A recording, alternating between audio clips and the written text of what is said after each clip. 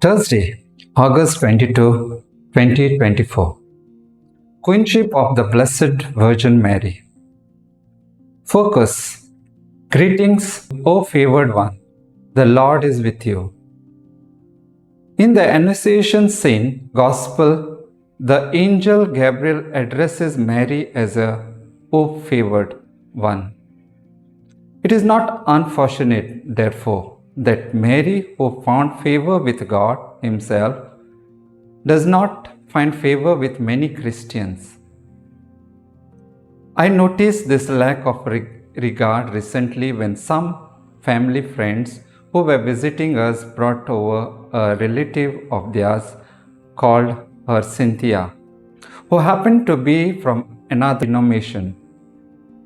At the end of the visit, we wanted to take a group picture in front of our grotto, but Cynthia politely declined to stand in front of Our Lady. Earlier, we had heard that she was a committed intercessor and that many would request her prayer for their needs. What Cynthia and many others perhaps fail to understand is that if people ask them to lift up their needs to God, will not Mary be a far more powerful and effective intercessor to convey their petition to Him?